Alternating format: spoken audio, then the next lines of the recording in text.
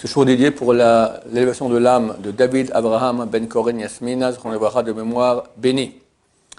Alors, on finit aujourd'hui les lois concernant Borer. On va dire comme ça, la majorité des poskim, on peut trancher la lacha ainsi, permet de laver des fruits. On peut se dire que maintenant tu as un fruit, il y a de la boue dessus ou de la saleté, etc. Peut-être c'est interdit en tant que borer. Tu enlèves maintenant le bon du mauvais.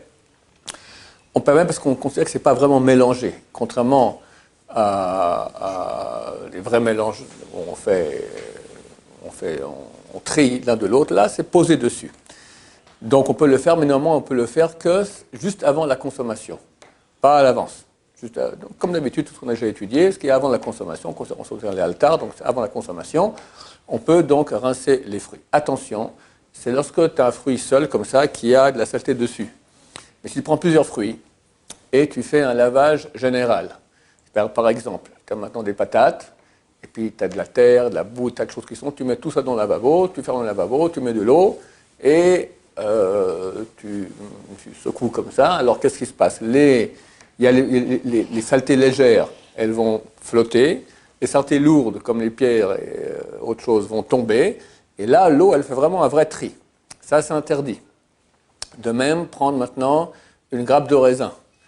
Tu as des grappes de raisin très belles, très propres, il n'y a pas de problème. Tu peux le rincer, il n'y a pas de problème, parce que tu rinces juste un peu, s'il y a peut-être de la saleté sur les raisins. Mais des fois, dans la grappe elle-même, tu as toutes sortes de restes et de choses, de trucs qui ne sont pas très clair qu'est-ce que c'est, d'accord? Là, tu mets sous le jet d'eau, ou pire, tu trempes dans de l'eau, d'accord?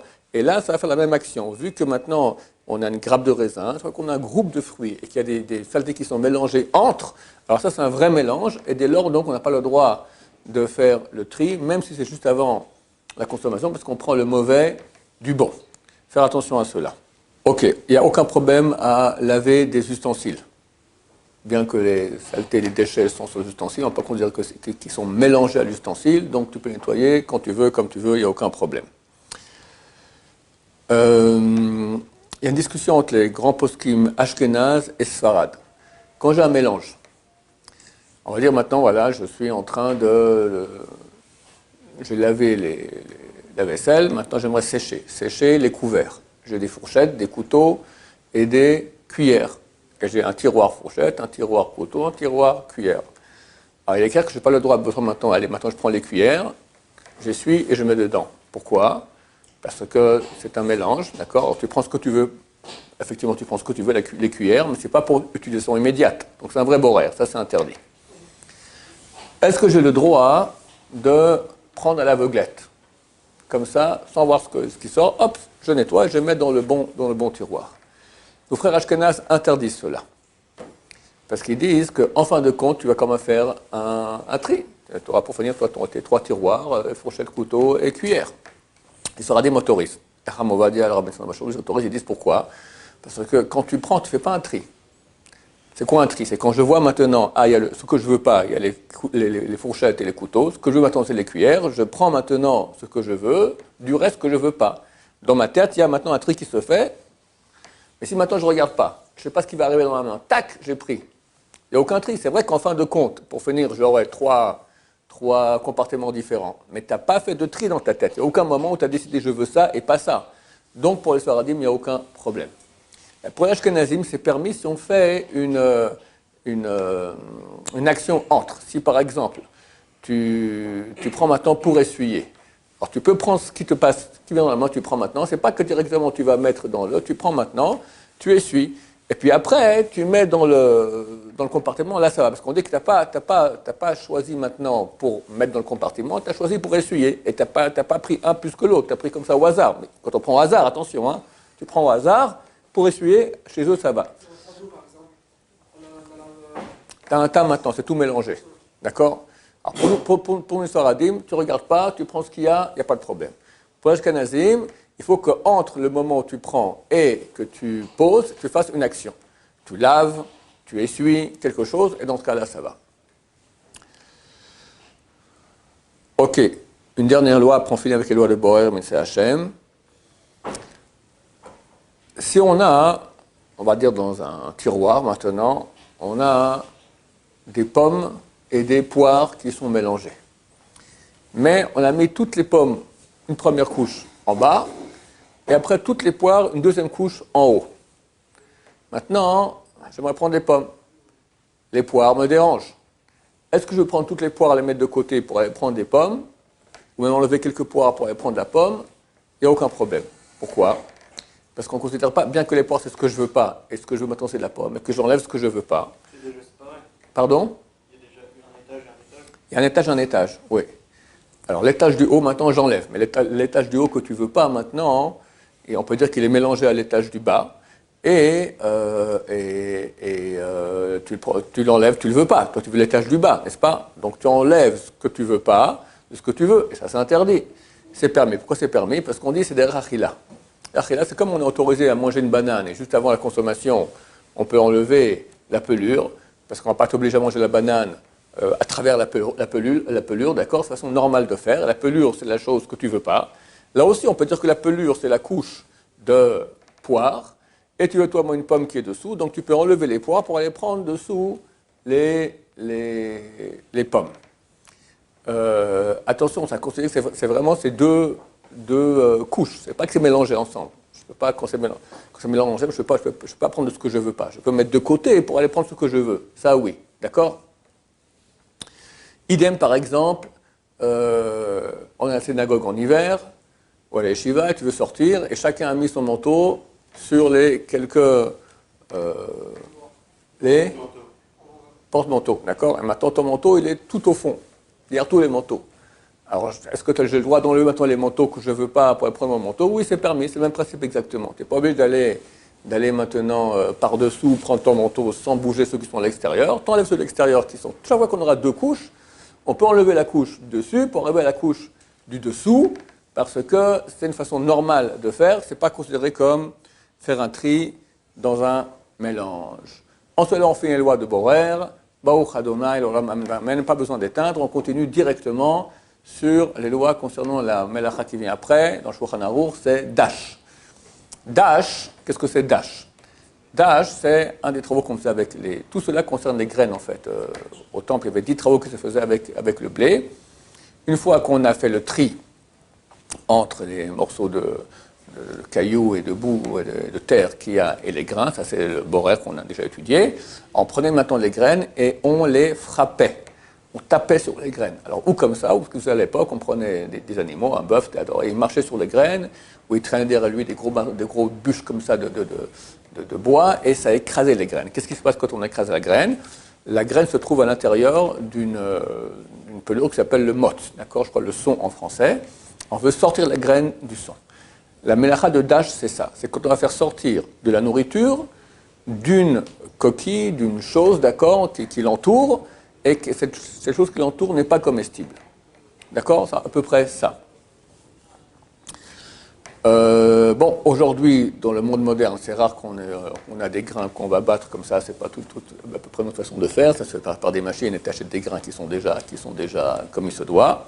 Le principal cas où on a le cas de Dash, c'est une tolada. Une tolada, c'est un dérivé, d'accord, mais qui de la Torah, qu'on appelle mefarek. Mefarek, ça veut pas la même chose, c'est démonter. Qu'est-ce que c'est? C'est qu'on va presser des fruits. Quand on presse un fruit pour en sortir un liquide, il y a ici deux choses. Il y a de la nourriture et du liquide. Vu qu'il y a ici deux statuts différents, nourriture et liquide, on considère que la nourriture, c'est comme le son, comme la pelure du blé, et on n'a pas le droit donc de presser un fruit, c'est le même principe que par la pression, on fait sortir ce qui est à l'intérieur, le liquide qu'on voulait, ou le morceau de blé, le grain de blé qu'il y avait dans le son. Maintenant, de la Torah, interdit d'Oraïta, il n'y a que deux fruits qui sont concernés, l'olive et le raisin. Très bien. Pourquoi ces deux-là? Parce que les liquides qui en sortent sont des liquides qui sont importants.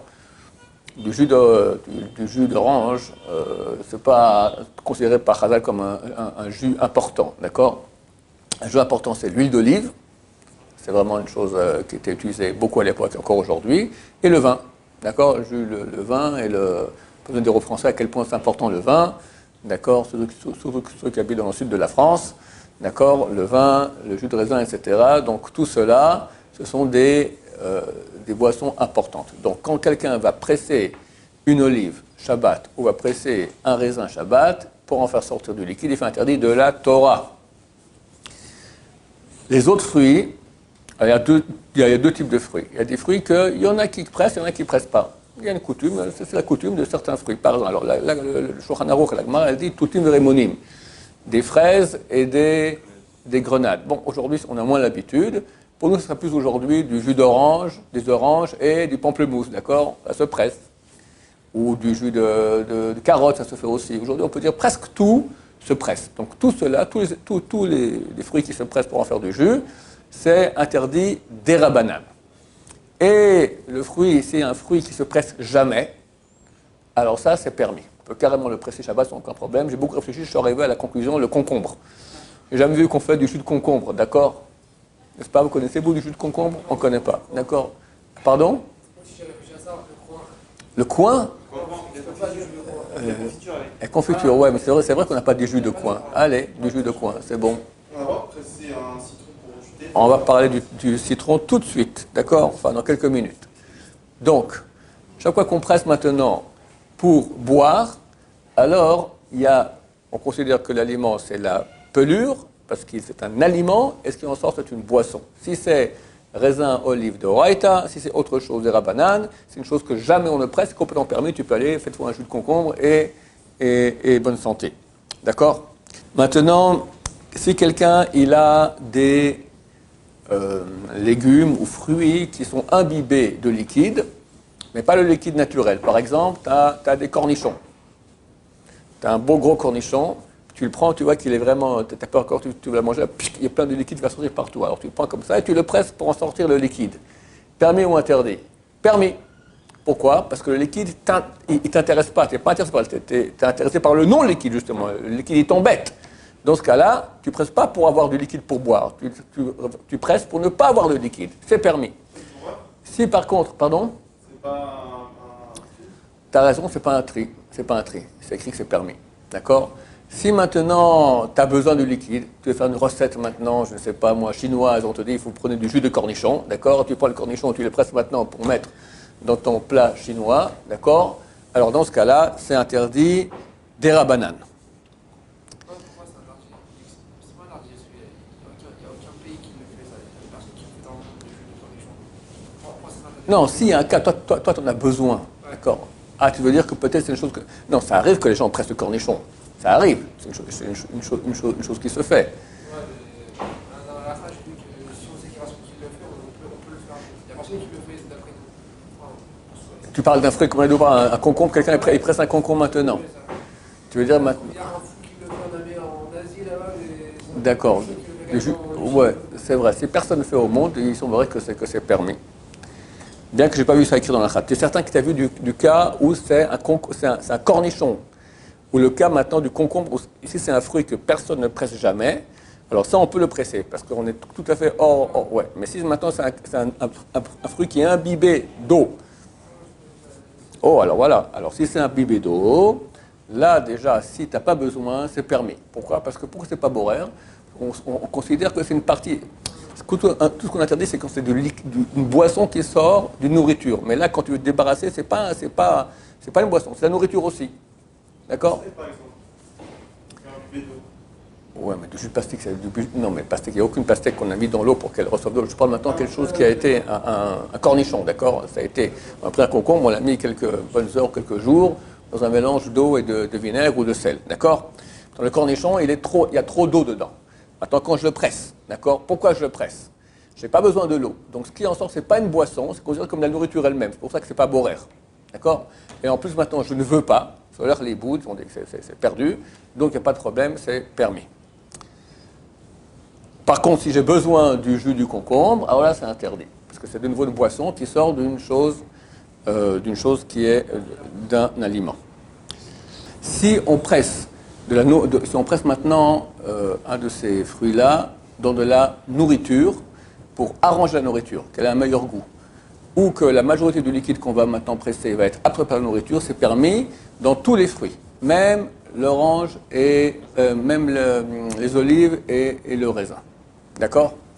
Quelqu'un maintenant, il a fait son plat je sais pas, il a un plat on va dire des carottes râpées, et il veut maintenant y mettre du jus d'orange. On avait dit c'est permis s'il met directement dedans. S'il met dans un verre de côté et après il verse dans les carottes, c'est interdit. Maintenant on lui dit bah, c'est interdit dans le verre, mais j'ai une bonne idée. Je vais maintenant presser mon orange dans un verre dans lequel je vais mettre du sucre.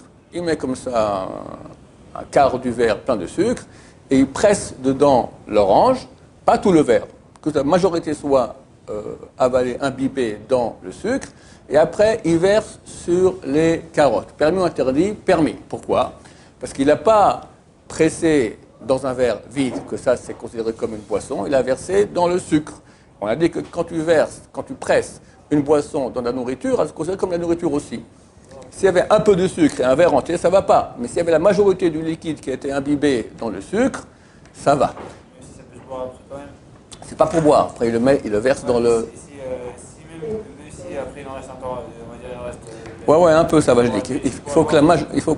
Ah, s'il en reste, tu veux boire le... Il a fait ça, s'il a fait ça pour pas le boire, il a fait ça maintenant pour le verser dans la nourriture, puis après il s'avère qu'il en reste, il peut le boire. Ok? Mais attention, pas jouer, je veux maintenant tout pour la nourriture, puis après je bois un petit peu. D'accord? Maintenant, ça c'est permis que pour les fruits normaux, à part olives et raisins. Olives et raisins, vu que les pressés cela c'est d'oraita, donc même dans le sucre, les poskim faradim interdisent cela, que pour les autres types de fruits et légumes. Oui. Non, parce qu'on a dit que le liquide qui en sort, c'est un liquide qui est important. L'huile d'olive, c'est quelque chose qui a beaucoup de valeur. Idem, le vin. Le vin qui sort de la vigne, c'est quelque chose qui a beaucoup de valeur. Ok, on arrive maintenant au citron. Le Shulchan Aruch, Maharam Sefer Karo, il autorise de presser un citron dans un verre. Parce qu'il dit, ce citron-là, c'est pas une boisson. Aucune personne normale au monde ne boit du citron. D'accord? Dans ce cas-là, c'est permis. Du point de vue de la loi stricte, c'est vraiment comme ça. Néanmoins, tous les poskim, Sfaradim, et encore plus Ashkenazim, recommandent de ne pas le faire. C'est permis, mais recommandent de ne pas le faire. Et si possible, même si tu fais maintenant une limonade, d'accord, tu presses le citron dans le sucre, et après seulement, tu vas rajouter à cela de l'eau pour faire ta limonade.